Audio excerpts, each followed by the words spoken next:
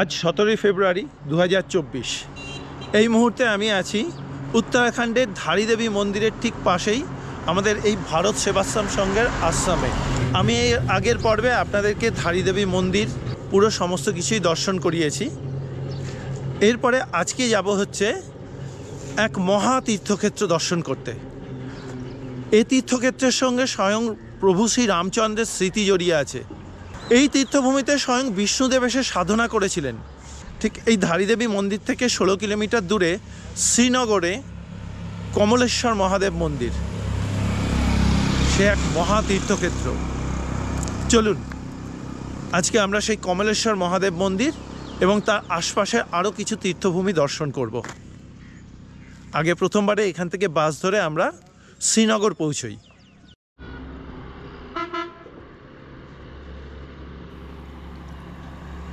আমি ভারত সেবাশ্রম সংঘের গেটের উল্টো দিকে দাঁড়াতেই কিছুক্ষণের মধ্যে বাস চলে এলো। উঠে পড়লাম বাসে।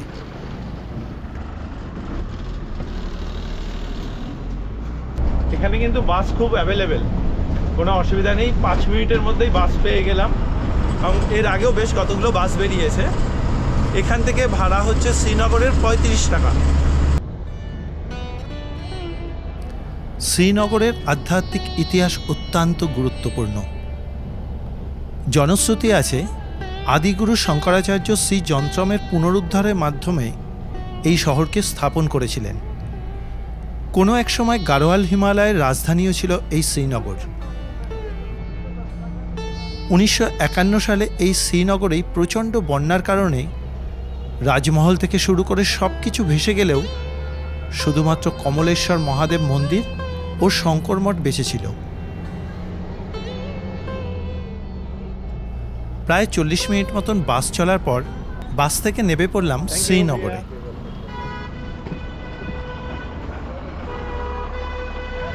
বাস আমাকে এখানে নামিয়ে দিল। আপনাদেরকে একটা ইনফরমেশন দিয়ে রাখি, এই উত্তরাখণ্ডের শ্রীনগর শহরটা কিন্তু বেশ কয়েক কিলোমিটার লম্বা। আমাকে যে জায়গাটাতে নামালো সেটা হচ্ছে এই যে আমার ডান পাশে গাড়োয়াল ইউনিভার্সিটি রয়েছে, ঠিক এই বাস স্টপেজে নামিয়েছে। এর পাশেই হচ্ছে কমলেশ্বর মহাদেব মন্দির যাওয়ার রাস্তা। ওই যে দেখুন গেট।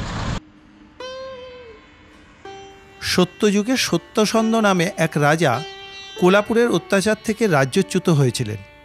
তখন তিনি শ্রীযন্ত্রের প্রাণ প্রতিষ্ঠা করে অলকানন্দার মাঝখানে মহাশক্তি মা দুর্গাকে স্থাপন করে কঠিন তপস্যা শুরু করেন।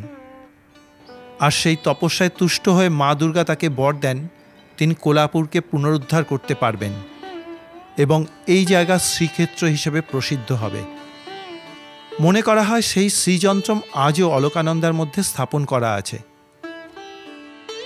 এই শ্রীনগর এক মহা তীর্থক্ষেত্র।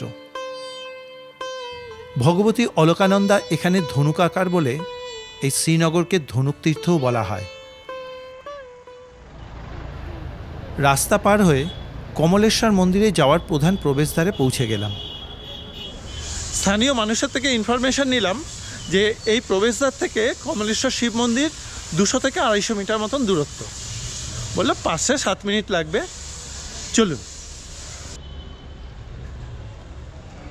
আজকেও কিন্তু সকাল থেকে কিছু না খেয়ে বেরিয়েছি, অর্থাৎ উপোস করে রয়েছি, কারণ ইচ্ছা আছে এই কমলেশ্বর মহাদেব মন্দিরে একটু পুজো দেওয়ার। এ এক মহা তীর্থক্ষেত্র।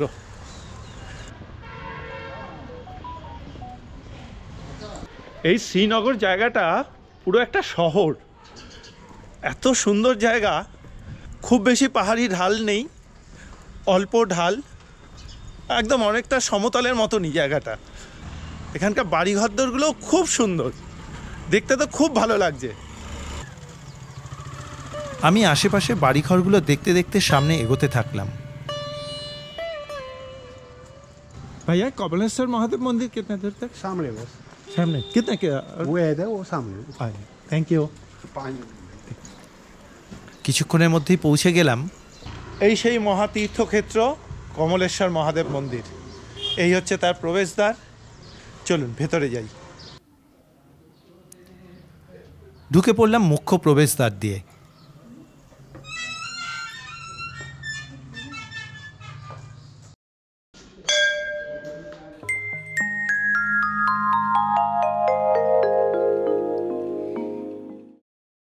এই হচ্ছে প্রধান মন্দির। মন্দির কম্পাউন্ডে ঢুকেই মন শান্তিতে ভরে উঠল। মন্দিরের ঘণ্টার শব্দ আর গর্ভমন্দির থেকে ভেসে আসা পুরোহিত মশাইয়ের মন্ত্রোচ্চারণে এখানকার পরিবেশের প্রতিটা মুহূর্ত মনের ভেতরে এক আধ্যাত্মিক অনুভূতি জাগিয়ে তুলল। অপূর্ব এখানকার পরিবেশ।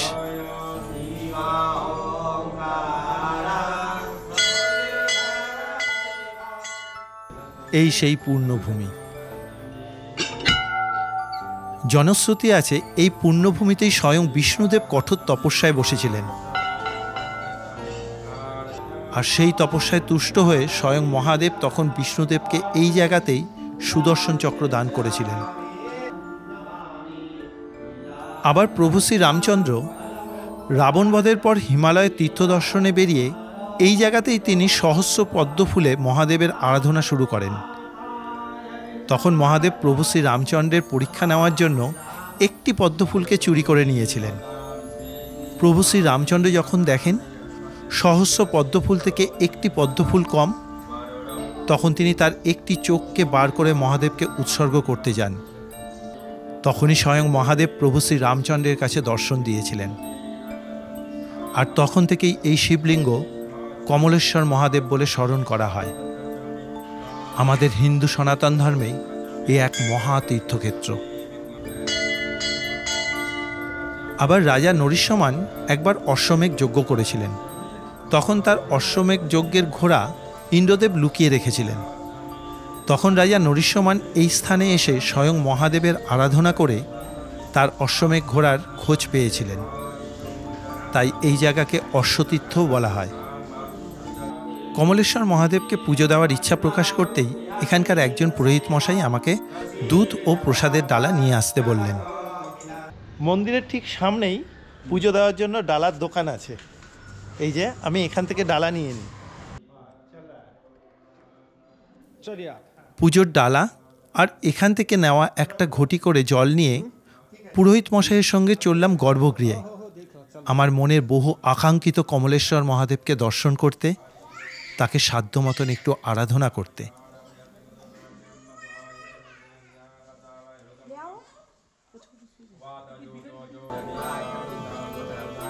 এরপর পুরোহিত মশাইয়ের দেখানো পদ্ধতিতে প্রতি কটা ধাপ পেরিয়ে মহাদেবের আরাধনা করার চেষ্টা করলাম।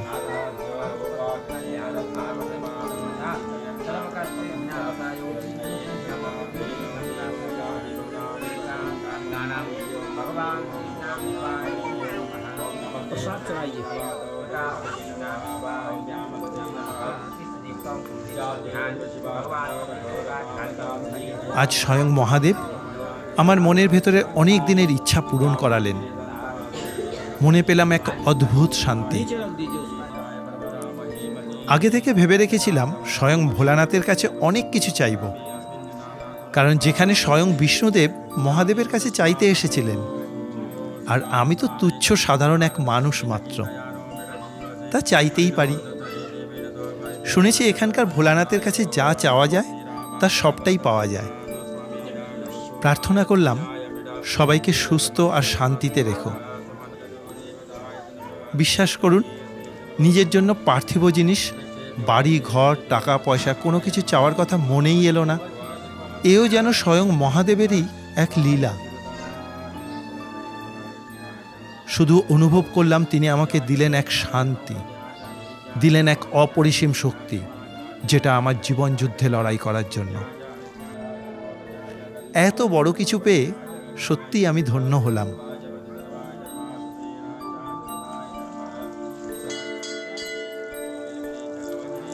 কিছুক্ষণ গর্ভমন্দিরে থেকে বাবা ভোলানাথের কাছে আবার আসার প্রার্থনা জানিয়ে বেরিয়ে এলাম।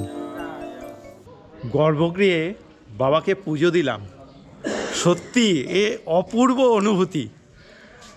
বাবার কাছে যখন জল ঢালছিলাম তখন সমস্ত চিন্তা কোথায় মাথা থেকে চলে গেছিল।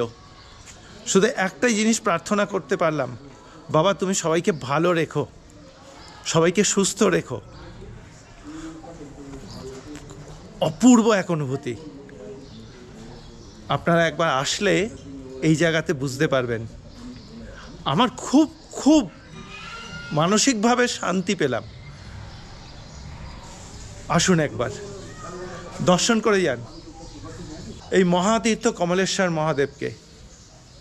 আশা রাখি আপনাদেরও ভালো লাগবে। চলুন, এরপরে এখান থেকে যাব হচ্ছে নাগেশ্বর মহাদেব দর্শন করতে। আজকের এই কমলেশ্বর মহাদেব মন্দির দর্শন আপনাদের কীরকম লাগছে অবশ্যই কিন্তু একটা কমেন্ট করে জানাবেন, অনুরোধ রইল। আপনাদেরকে আবারও জানাই, আপনাদের প্রতি কটা কমেন্ট আমাকে অনেক বেশি উৎসাহ দিয়ে থাকেন নতুন নতুন তীর্থক্ষেত্রে পৌঁছে যাওয়ার জন্য। মূল মন্দিরের একদিকে রয়েছে সিদ্ধিদাতার মন্দির, পার্বতী মায়ের মন্দির, রয়েছে বজরংবলীর মন্দির, তার ঠিক পাশেই আছে হোমকুণ্ড। মন্দিরের আরেক দিকে আছে মা অন্নপূর্ণার মন্দির।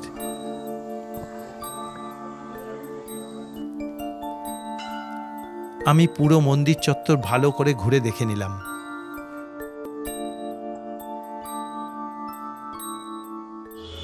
মন্দির থেকে বেরিয়ে পড়লাম। এখান থেকে কিছুটা দূরেই হচ্ছে নাগেশ্বর মহাদেব মন্দির, ওই মোটামুটি 2 কিলোমিটার দূরে। চলুন ফিরে চললাম শ্রীনগর বাজারের দিকে। শ্রীনগরে থাকার জন্য আধুনিক সুবিধাযুক্ত অনেক হোটেল আছে, এছাড়া বেশ কিছু ধর্মশালাও আছে।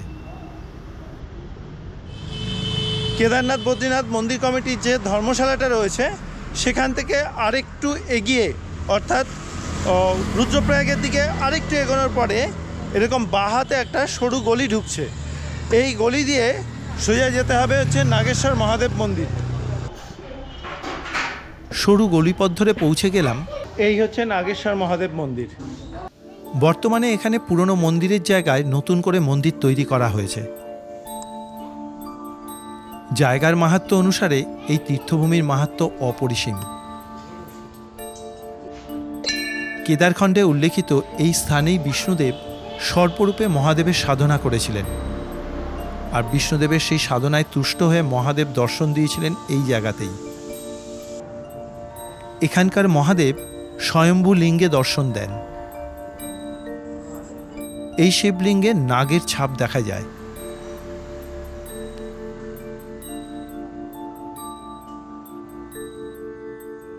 মন্দিরের আকার ছোট হলেও গর্ভমন্দিরে এক আধ্যাত্মিক অনুভূতি পাওয়া যায়।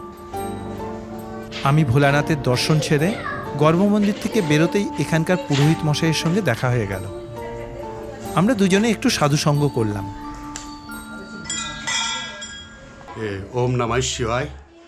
ये नागेश्वर मंदिर श्रीनगर गढ़वाल उत्तराखंड में ये स्कंद पुराण के केदार खंड में इसका वर्णन है कि यहाँ पे जब विष्णु भगवान नाग के अवतार में हरिद्वार से, हरि के द्वार से वो वहाँ पे आए, तो वहाँ से जब वो भगवान बद्री के, नारायण के और केदारनाथ के दर्शन करने के लिए आए, तो जब यहाँ पे रुके तो उन्होंने कहा कि भाई यहाँ पे तो हर कंकर में शंकर है, तो ये तो मेरे पाँव पड़ रहे हैं यहाँ पे। तो उन्होंने कहा मैं किस रूप से आपके दर्शन करूँ। तो यहाँ पे उन्होंने तपस्या की भगवान विष्णु ने, और वो नागों का अवतार लेके यहाँ से बद्री, नारायण और केदारनाथ के दर्शन किए। तो यहाँ पे जो उसका महत्व है कि नागों ने यहाँ पे तपस्या की और नागों के भेष में बनाकर सर्प रूप में यहाँ से गए और पूरे उत्तराखंड के दर्शन किए।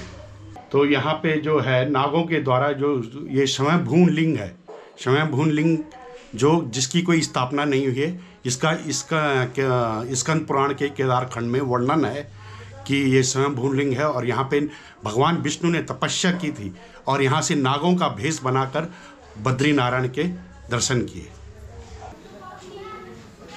মন্দিরের পাশেই নিতিনজির বাসগৃহ। ওনার আতিথেয়তা মনে থাকার মতো। নাগেশ্বর মন্দির দর্শন করলাম। এরপরেই নাগেশ্বর মন্দিরের সামনেই রয়েছে হচ্ছে প্রভু শ্রী রামচন্দ্র সীতামায়ের মন্দির। এটা হচ্ছে আদিগুরু শঙ্করাচার্যের স্থাপন করা মন্দির। চলুন দর্শন করে আসি। নাগেশ্বর মহাদেব মন্দিরের ঠিক উল্টো দিকেই এই মন্দির।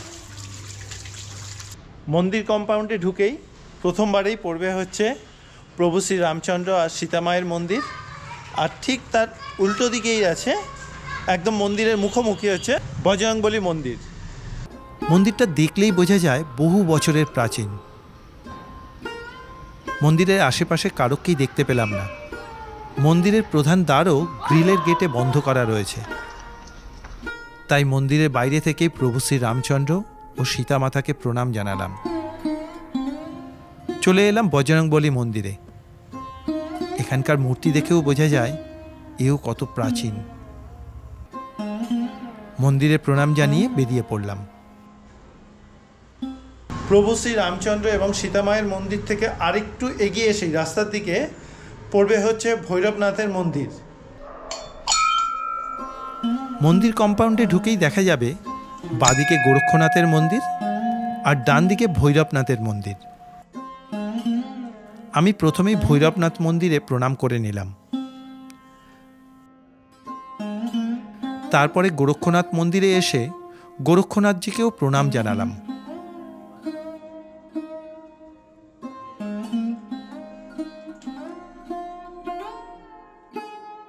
এরপরে ঢুকে পড়লাম মহাযোগী গোরক্ষনাথের যজ্ঞস্থলে। দেখলাম যজ্ঞস্থলে খুব কম হলেও আগুন রয়েছে। অনেক ভক্ত এই যজ্ঞকুণ্ডের প্রসাদী ছাই সঙ্গে করে নিয়ে যান কপালে দেওয়ার জন্য। আজকের এই শ্রীনগর দর্শন আপনাদের কীরকম লাগছে অবশ্যই কিন্তু একটা কমেন্ট করে জানাবেন, অনুরোধ রইল।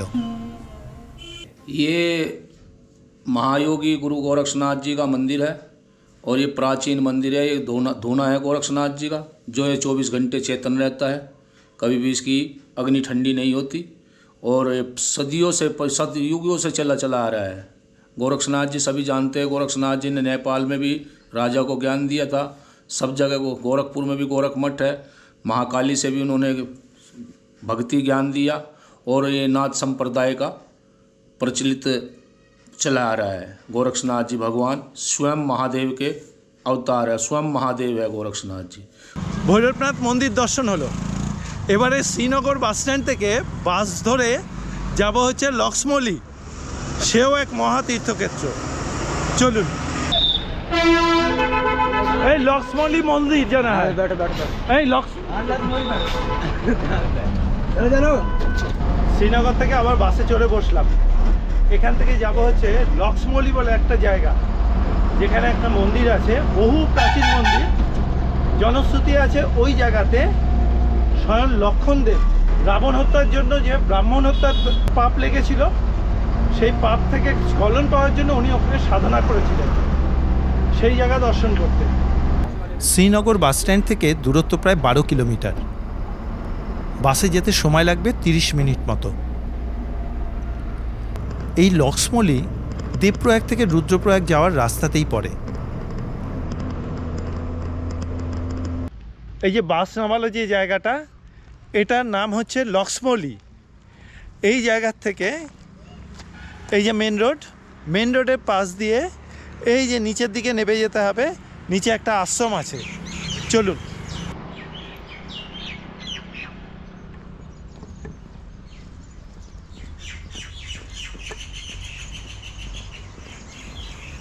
হাঁটতে হাঁটতে চলে এলাম মন্দিরের কাছে। এই হচ্ছে সেই পূর্ণভূমি। চলুন ভেতরে দর্শন করে আসি। বর্তমানের এই মন্দির শাশ্বত ধাম বলে পরিচিত। ঢুকে পড়লাম মূল মন্দিরে। জানতে পারলাম এই মন্দিরের বড় স্বামী অদ্বৈতানন্দ মহারাজ আর ওনার শিষ্য স্বামী সত্যানন্দ, এই দুজনেই এই পূর্ণভূমিকে দেখভাল করছেন। ঢুকে পড়লাম মূল গর্ভগৃহে। এখানে স্বয়ং মহাদেব বিরাজ করছেন।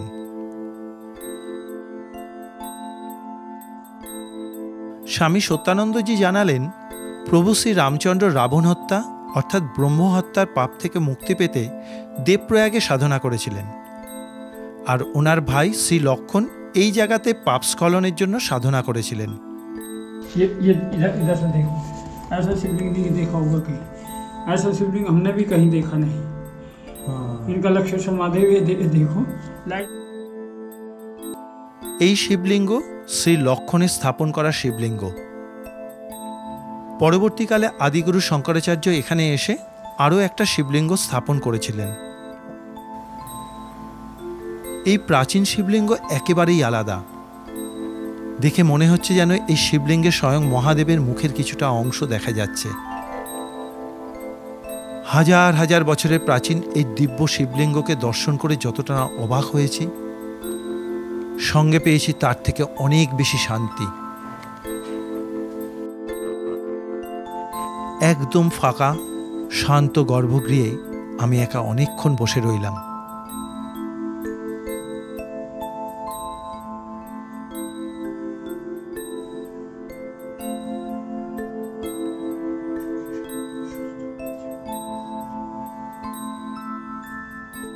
তারপরে উঠে পড়লাম একটু আশ্রমটা ঘুরে দেখব বলে।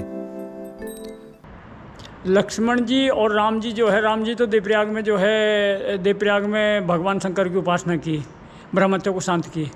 लक्ष्मण जी यहाँ पर जो है शिवलिंग प्रतिष्ठा करके जो है यहाँ पर ब्रह्मत्व को शांत की। रावण को मारने के बाद इनको जो ब्रह्मत्या लगी थी तो उनको शांत, देवप्रयाग में रामचंद्र जी ने ब्रह्मत्व को शांत किया और लक्ष्मण जी ने लक्ष्मौली तो बाद में नाम पड़ा होगा, लेकिन यहाँ जगह रही होगी। तो यहाँ पर जो है उन्होंने तपस्या की और भगवान शंकर की उपासना की, ब्रह्मत्व को शांत किया। यहाँ का ये महत्व है। অলকানন্দা নদীর পাশেই শান্ত স্নিগ্ধ এক পরিবেশ এই আশ্রমের।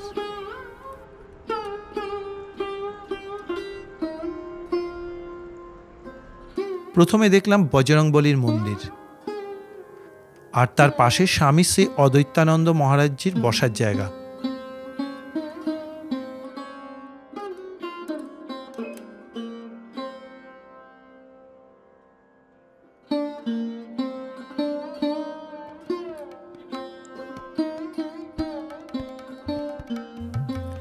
তার পাশের একটা পথ ধরে ঢুকে পড়লাম। দেখলাম এখানে পরপর 12টি শিবলিঙ্গ স্থাপন করা রয়েছে।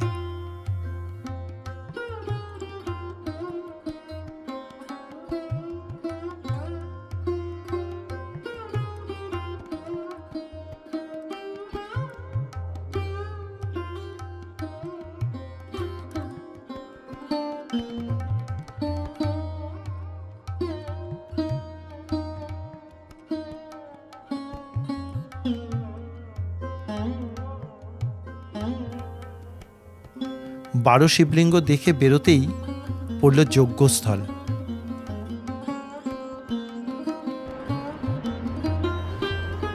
যজ্ঞস্থলের পাশের সিঁড়ি দিয়ে উঠে চলে এলাম প্রভু শ্রী রামচন্দ্র, সীতামাতা ও শ্রীলক্ষণের মন্দিরে।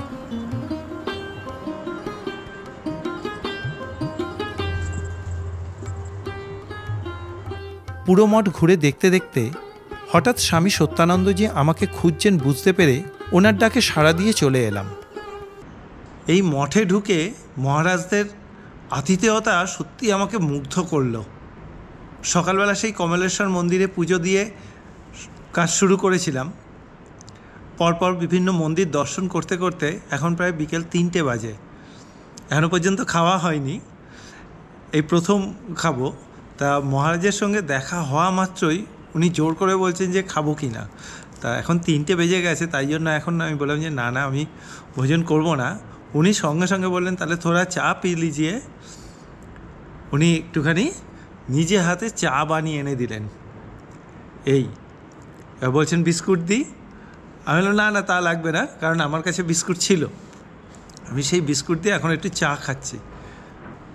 সত্যিই অবাক হতে হয়, এত বড় একটা মাহাত্ম্যপূর্ণ জায়গা, ওনারা এখানে এরকম জায়গাতে বসবাস করেন।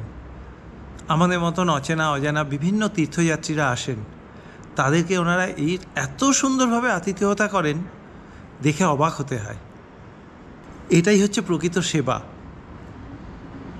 ধন্য। এরপরে স্বামীজিদের থেকে বিদায় নিয়ে স্বয়ং মহাদেবের কাছে আবার আসার প্রার্থনা জানিয়ে বেরিয়ে পড়লাম এই পূর্ণ তীর্থভূমি থেকে। আজকের দিনটা খুব ভালো কাটলো। আজকে অনেকগুলো তীর্থক্ষেত্র কিন্তু দর্শন করলাম, মনটা খুব শান্তি লাগছে। আজকের ভিডিও আপনাদের কীরকম লেগেছে অবশ্যই কিন্তু একটা কমেন্ট করে জানাবেন, অনুরোধ রইল। কারণ আপনাদের প্রতি কটা কমেন্ট আমাকে কিন্তু অনেক উৎসাহ দেয় এই রকম বিভিন্ন তীর্থক্ষেত্র ঘুরে বেড়াতে। আজকে এইখানেই শেষ করছি। সবাই ভালো থাকবেন, সুস্থ থাকবেন। হর হর মহাদেব।